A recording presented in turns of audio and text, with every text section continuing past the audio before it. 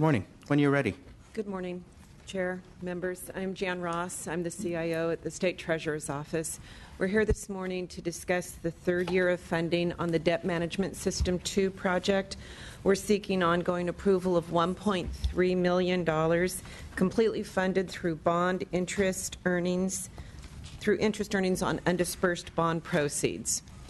We are discussing this proposal today because through the planned and deliberate project management activities that were pre-approved and in accordance with our FSR, we received information that was sufficient for us to determine that the procurement approach we had originally proposed could be modified with an alternative procurement that would lower risk, lower cost, and lower time to implement. We've proposed this alternative procurement approach. However, we came to this decision after the submission of our BCP and our SPR. So the timing is unfortunate, but it did align with the project management activities as they were scheduled. The staff recommended we submit additional information during today's hearing, which you have before you. It summarizes the workloads for the 4 state staff. It summarizes the intended workloads of the consultants, and it explains in a summary context the reason that we are revising our procurement approach and why we believe it offers the potential to accelerate the timeline, to reduce risk, and to reduce overall cost to the state of California. I'm happy to answer any questions you may have. LAO. Helen Kirstein, Legislative Analyst's Office. As has been indicated, our office recommended that additional information be provided at this hearing and any other May revised hearings regarding this proposal because, as you heard, the proposal has changed in concept since the BCP was submitted to the legislature, and so the BCP doesn't reflect the most recent thinking on the procurement approach. So therefore, it's just difficult for us to evaluate whether the staffing is appropriate and whether this approach is appropriate. So it may be appropriate for the legislature to review this and any other information that the STO can provide in this process so we can make an informed decision on this new approach. Okay. Finance. Greg Bruss, Department of Finance. We are still supportive of the request in the May revision finance letter for the 4 positions in nearly $1.4 million. Any comments from committee members? My main question was, what is this going to be used for? So I'm assuming that it's contained in this 3-page document. It's still going to be used for the approved Debt Management System 2, the FSR that it aligns with that was approved in 13-14. This work was already laid out for budget year 15-16, and the BCP and the SPR that we did submit already defined the work being done in support of the Debt Management System 2. Nothing changes on the objectives or the requirements for the Debt Management System 2. The only thing that we are changing is the procurement approach. Rather than going with a complete rebuild where we believe we would be throwing out the baby with the bathwater, we want to contain the core bond functionality that exists in-house now and build the new system on top of it, accentuate and incorporate our new requirements on what we already have. And because of that, we believe that lowers risk. We're very sensitive to the problems that have been plaguing many IT projects. I joined the Treasurer's Office in January when we received feedback from the vendor community, which was the approved process in our project management dialogue. It gave me the opportunity to say, I'm the new person here. Let's go back and explore what the alternatives were for procurement and how can we lower the burden on the state of California and ensure we have a successful deployment. And that's why we modified this procurement approach. We believe it achieves everything the state would hope to achieve with an IT project in the way of a successful deployment while lowering risk, lowering timeline, and lowering cost to the state of California. Okay. For now, since most of the items on the agenda are new, the recommendation would be to hold it open until Thursday, and that also will give everyone an opportunity to review the documents that you've brought forward. So thank you so much. Thank you. We will see you on Thursday. Next item is the California Alternative Energy and Advanced Transportation Financing Authority. Thank you. Good morning, members. My name is Dina Carrillo, and I'm the Executive Director of CATFA. It almost rolled off the tongue there. CATFA is a financing authority within the State Treasurer's Office. Its core mission is to assist the state in reducing greenhouse gas emissions, increasing the deployment of sustainable energy and renewable energy sources, implementing measures that increase the efficiency of the use of our energy. To support these goals, CATFA provides financial assistance and credit enhancements to leverage private capital. The item in front of you is to request to modify a loan repayment language, in essence, to shift repayment of a $2.4 million loan from the Renewable Trust Fund due in June 2016 to 3 installment payments in 2017-18 and making it whole in 2019.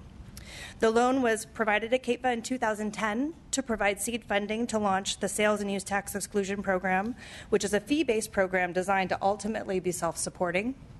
The STE program provides exclusion of both state and local sales and use tax for specific manufacturers that either manufacture a specific product, such as an alternative source product, so biogas, bioenergy, solar photovoltaic, or advanced transportation, electric vehicles, drivetrains, and the such. The program was later expanded in 2012 to include advanced manufacturers, which has included projects such as biotechnology, advanced materials, and aerospace. We provide financial assistance in the amount of approximately 8.42% on purchased equipment for manufacturers. For example, if you were going to purchase $60 million worth of equipment, our financial assistance would be about $5 million. As of May 1st, CATFA's provided an STE for 83 companies across the state, not across the street, to purchase approximately $3.6 billion in equipment and economic activity in our state. The projects span a variety of industries and processes: bioenergy production, fuel cell production, electric vehicle manufacturing, and advanced material and industrial biotechnology manufacturing processes. The projects that are currently active are anticipated to retain and create over 12,000 jobs. Based on our program's evaluation methodologies, we attribute about 1,000 of those to the program. The projects are estimated to result in over $360 million in fiscal benefits and nearly $80 million in environmental benefits to the state, creating a net benefit of $140 million to the state. Given that the program is fee-based, the revenue stream is dependent on the number of applicants seeking the award, as well as their project's ability in moving forward. Due to a number of factors, CATFA's pipeline of applications and projects' ability to move forward has been inconsistent to date, which has impacted our fee revenue and the ability to repay the loan next year. This is due to several reasons, including projects' ability to move forward with expansion and growth during our recent economic downturn. In addition, the disruption in the U.S. and California solar manufacturing markets had an impact on a lot of our applicants, and CATFA's ability to conduct various outreach due to staffing vacancies and other staffing issues. With the support of Treasurer Chung, we're currently working on implementing an outreach plan to eligible companies, and CATFA is on track for awarding an appropriate amount of STE and collecting those fees, and we think that the payment plan is doable for our repayment. It's reasonable, and we ask for the committee's support and an aye vote. Thank you. LAO? Finance? Great. Comments from members? Suggestions? Public comments?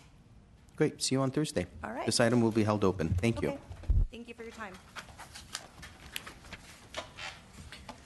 Next item, employment under the EDD, Unemployment Insurance Program Administrative Adjustment.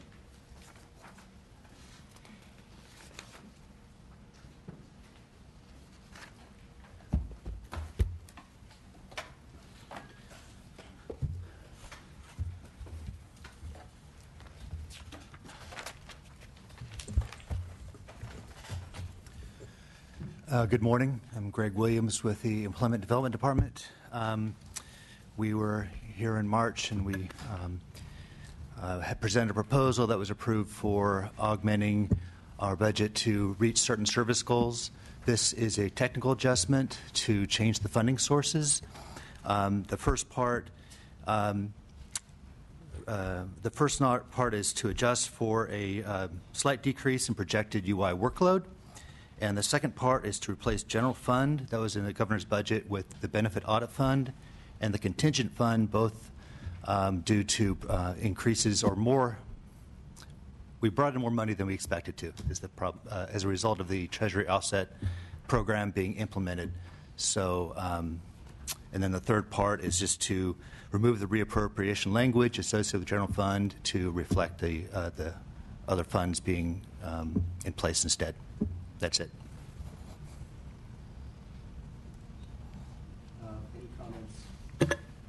Any comments from LAO?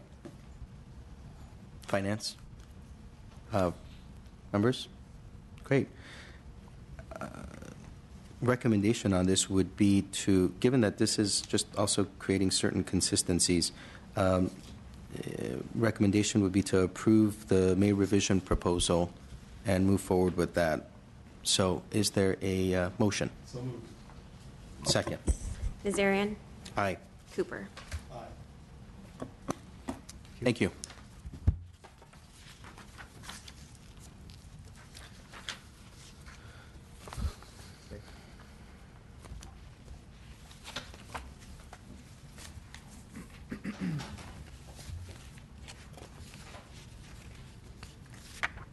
Morning. Good morning. Brian McMahon, Senior Advisor with the Labor and Workforce Development Agency, and good morning to the committee members as well.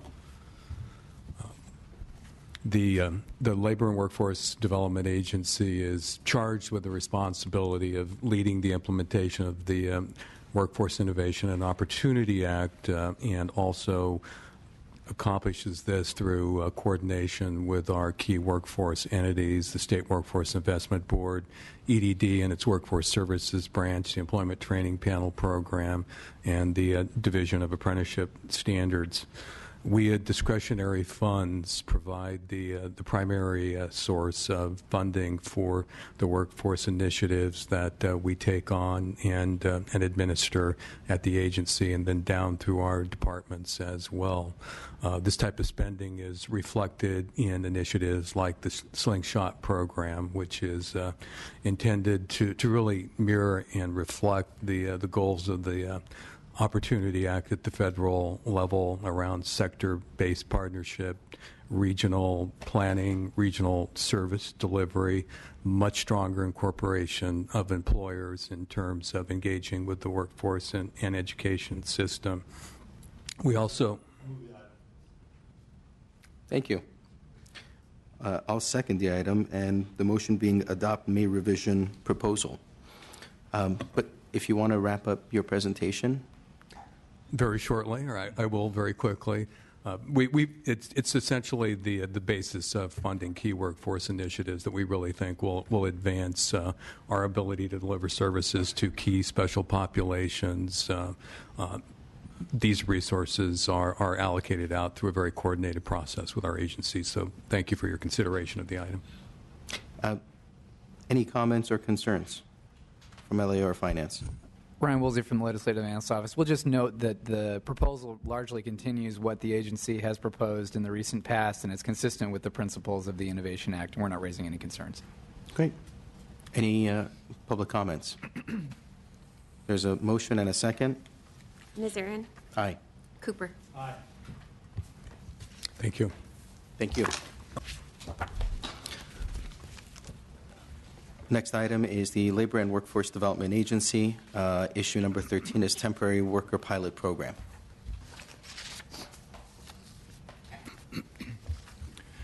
Jay Sturgis with the Labor and Workforce Development Agency. The agency is requesting $148,000 general fund and one position to implement a pilot program to prevent abuses in the recruitment and of H-2A temporary workers. The idea behind the pilot is to improve transparency and accountability in the recruitment of them. This will help us reduce exploitation and prevent labor violations among this vulnerable workforce. An additional role this position will be some coordination of the activities of the departments under the agency. So we have numerous entities under the agency, including the Agricultural Services Unit, the Monitor Advocate Office, the Division of Labor Standards Enforcement, and the Division of Occupational Safety and Health, as well as the Agricultural Labor Relations Board. So they have roles in education, outreach, and enforcement. So this individual will be responsible for coordinating their activities to ensure and maximize efficiency. Be happy to answer any questions you have regarding the proposal. Thank you. Any comments from LA or Finance? Thank you, Mr. Chair. We think this program is an appropriate thing to implement on a pilot basis, but we would recommend that the agency report back to the legislature as it's rolling out the pilot and then at its conclusion on what it was able to accomplish. Great. Comments from members? No? Any public comments? I agree. I'd love to continue hearing about the progress you're making as you're moving forward. I think it's a great idea and would love to see also what the data and the coordination looks like in coming years. So with that, there's a recommendation to approve the May revision proposal. Is there a motion? So moved. Second? Nazarian. Aye. Cooper. Aye. Thank you so much. Thank you. Next item is the Governor's Office of Business and Economic Development, issue number 14, Small Business Development Center Network.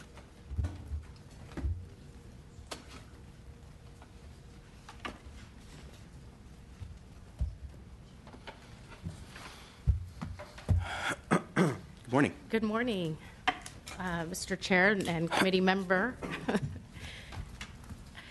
So I'm Panerai Abdis. I'm the Chief Deputy Director with the Governor's Office of Business and Economic Development. And before you today is a $2 million one-time allocation request for fiscal year 15-16 to be used as a match to draw down the federal funds from the SBA. GoBiz will administer the $2 million through the Capital Infusion Program on a competitive basis that will fund the SBDC's business counseling for capital infusion services statewide. So, as you all know, access to capital remains as a critical need for small businesses to operate and expand, whether it's through loans, other forms of credit or equity. The purpose of this grant is to provide one-on-one counseling to help small businesses and entrepreneurs understand and navigate the financial landscape and successfully access the funding they need for their businesses. I'll move the item. Thank you. Thank you, and I'll second the item, but I'd like to also, is that a wrap-up? Yes. Great. And any comments from LAO or Finance? LAO has no comments. Great. Thank you so much. Nazarian. Aye. Cooper. Thank you.